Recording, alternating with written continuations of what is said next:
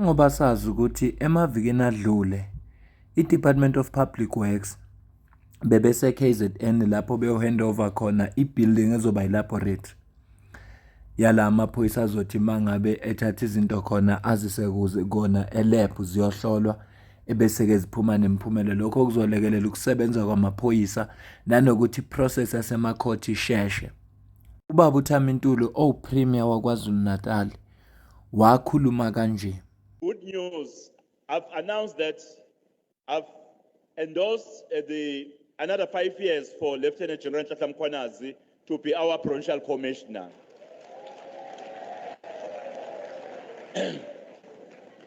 But I was with him today saying, hey, I'm not quite sure whether the new assignment, because he has been given a national assignment. He has been given a task to establish a national task team that will deal with specialized crime, including drugs, including crime around drugs and corruption. So he's going to oversee that at a national level. Sukwini la izolo ngomhla ka-6 kuMeyi 2026 kwi-Portfolio Committee on Police yena uGeneral Mkhwanazi ukhulume ngobunye ubugebengu obenzeka kuma-tuckshop lawa onwabo ukufika ngoba kukhona amashop ukuthi mawuthi uyayibheka mhlawumbe irenta 1600 irent kuphela inestoko mhlawumbe mongasibala si-valued at 50,000 istoko esiphakathi. Kodwa mawubuka isiphithiphithi esikhona nabantu abathengayo lokho kukushiya udidekile labantu bayenza kanjani imali ngoba akuwakho umqondo ukuthi lo muntu angakwazi uku-afford ukurent 1.6 noma u-2000 noma u-2.5 depend ukuthi lo muntu osuke emqashisele leyo ndawo naye ukuthi ingakanani ufuna malini aphinde lo muntu akube nesitoko sale mali. Umuntu okwa-own i-tuckshop uyazi ukuthi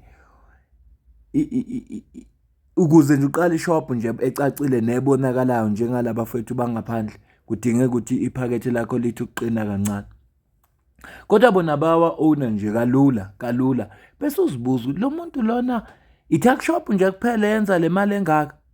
Ngizokucaphunela ivideo kaGeneral Mkhwanazi ekhuluma ngalokho kodwa ngaphambi kokuba sifike lapho nanto olunye udaba olungithintile kakhulu oluthinta ubugebengu obuhlanganisa namaphoyisa. An intel-driven operation resulted in the arrest of 5 suspects, including a police officer, in connection with an ATM bombing incident reported in early hours of the morning in Dinokana, Zeerust.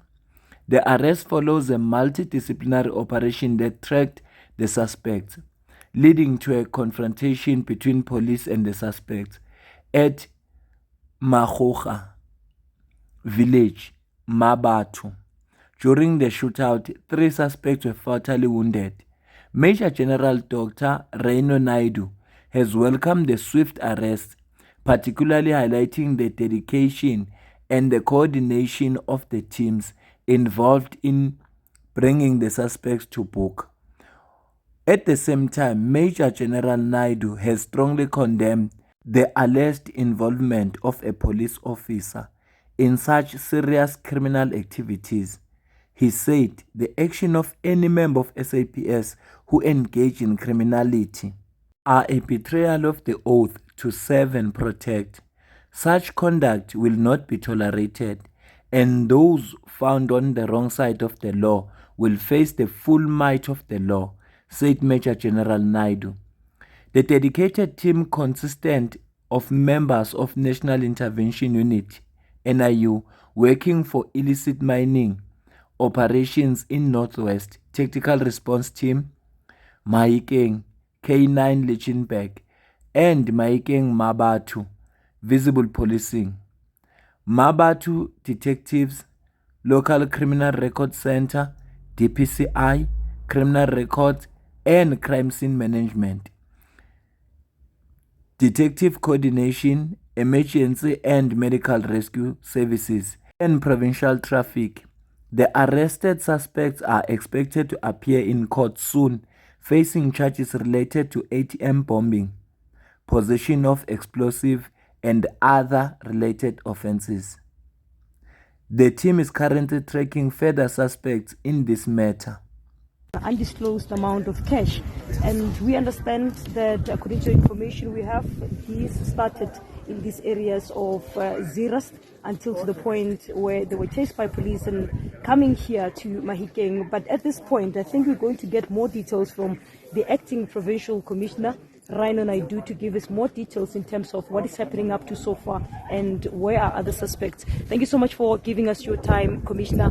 It's quite hectic where we are, and we understand that 3 people have been fatally wounded. Where are they at this particular time? Have they been taken to the morgue? And also, where are other suspects? Yes, no, as what you're seeing here, Kira, is the live scene. It's a very active one. We've got crime scene experts, investigators are on the scene. The 3 suspects that have been fatally wounded are on the scene. They have been declared as dead by the EMRS personnel. But now the pathology and the crime scene specialists are processing everything.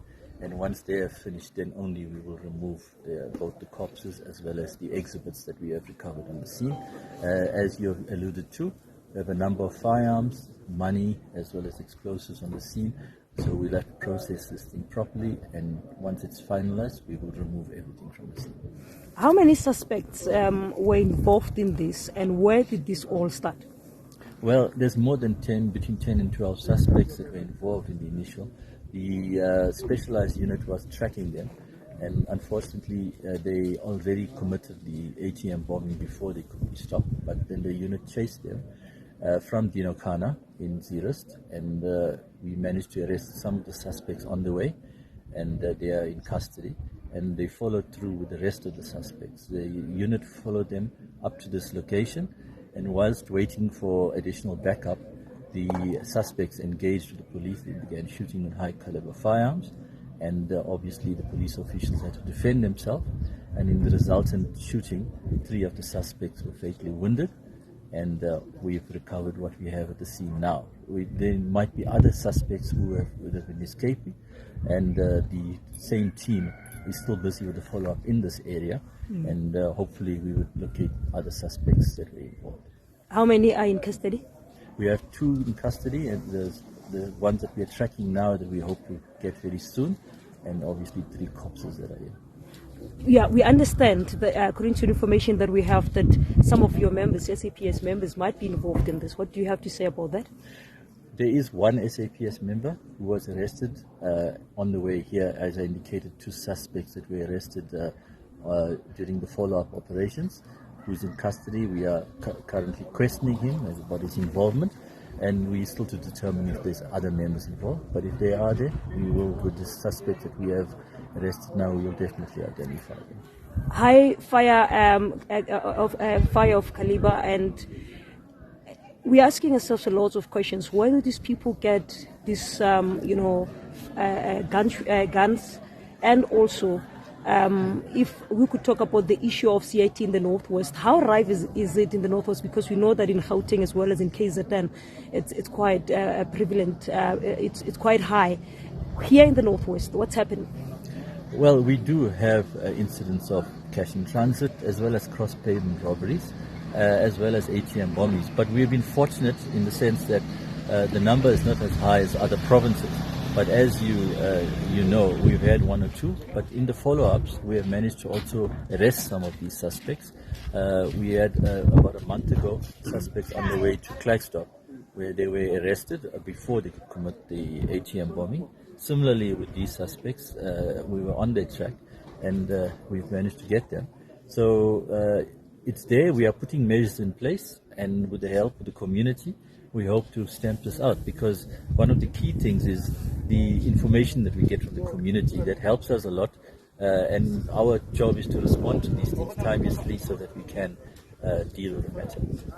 Thank you so much. The acting provincial. Bona umphakathi mawubambisene namaphoyisa ziningi izinto ezilungayo, njengoba umuzwa nje ubaba Naidu la echaza ukuthi lama results akhona kungenxa ukuthi umphakathi ubambisane namaphoyisa. Kubalulekile futhi ukuthi umphakathi ukwenze lokhu ngoba okokuqala yibona abazobe bengenandawo yokwithdraw imali. Ibona abazobe bengenashop, kuzosokola wona umphakathi ngenxa yabantu abambalwa. Inhle kakhulu lento esiyibonayo eyenzekayo lapha. Asibuyele kodabeni lika General Mkhwanasi mayelana ne-Pfizer shop. Asichazele kabanzi ukuthi yini le abayidiscoverile. Ngicela uzwe la. Thank you, Chair. We will then take General Mkhwanasi, followed by General Nkosi. Honorable Chair, the few things that perhaps I could add is that indeed we have a national instruction that governs exhibit management in the police. The directives in terms of how we collect, how we package, how we transport, how we save, store, and how we dispose of the exhibit is prescribed in the National Instruction 8 of 2017. And that is communicated, every commander, station commander gets to be trained on that. There are station learning management programs and different training platforms that you have in the police to make sure that everyone is aware of how to handle exhibits. What we see happening, Honorable Chair and members, is just criminal act from within, as embarrassing as it is, but I'm sure honorable members, as you're going to be catching up on the Madlanga Commission on the testimony that the Major General Finn from DPCI is presenting right now from yesterday, is indicating the weaknesses in the system and how officials within the police have manipulated the handling of exhibits in the South African Police Service at the highest level. And there are many of those. We're charging members left and right. In one of my districts in KZN, for instance, in the past 2 months, we have suspended a Major General who's a district commissioner for poor exhibit management, where a large amount of money was lost in the exhibit 13 store under their supervision. And one member or 2 members were dismissed as a result of that. So, but the national instruction is there to guide how we should be doing the work. Honorable Chair members, Jarab has covered some of the things. In as far as we are going to be coordinating our operations going forward, different entities, South African Police Service comes up with their own plans on fighting organized crime. NPA has their own strategy. And I must indicate that NPA had finalized their strategy on dealing with organized crime, I think, in August 2024. And that document is available. So what we are trying to do is to put our resources together, come up with this model that we want to adopt as South African Police Service, and bring the NPA and all the other stakeholders on board so that we all can then understand how we should be fighting this going forward. What we would like to see, Honorable Chair members, which unfortunately doesn't happen, it's a coordination between our work and NPA, similar to how IDAC operates. IDAC is empowered to have the prosecution team within them. That makes the decision quicker.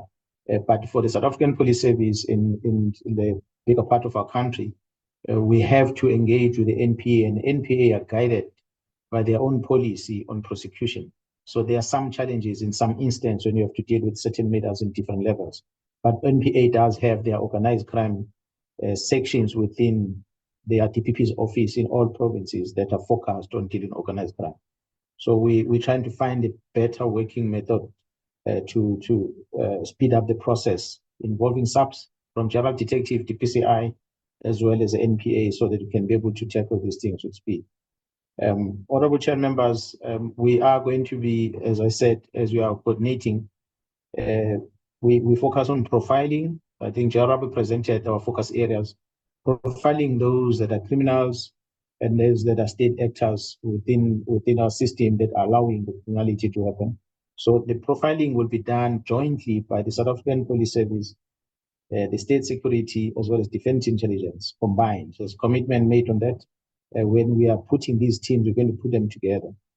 How we're going to be approaching this going forward as we are revising this strategy, we're going to stagger our deployments. We'll start with the analysts that are going to be or start with commanders that we're going to identify, and we profile them. And then from there, we get the analysts that are going to come together from all these entities I'm talking about. And then we're going to be getting analysis work done on syndicates that to confirm that these are the type of syndicates we're dealing with, where they're troubling us, and also drawing up case dockets, whether they are gang related, drug related. And we've seen a lot of these gangs that are operating within the spaza shops. Honorable Chair members, we might see this noise about spaza shops in our country. The reality is, it's not because they're making money out of those spaza shops. It's another method of justifying the means to deal with other illicit activities that they're busy with. So the selling of a bread in a price less than what you buy a bread in ShopriteGiant does not justify you to make a profit. So then the question is what is behind that makes them to have prices so low that they beat any South Africans at illegal mining and hijacking, and amongst others. So those are the case dockets that some of them will have been open, where the team are going to do a lot of analysis on them. And then from there, we're going to mobilize the investigation team, jointly between organized crime and DPCI, profile them, and then be able to coordinate those investigations, of course, working with the prosecution being guided by them.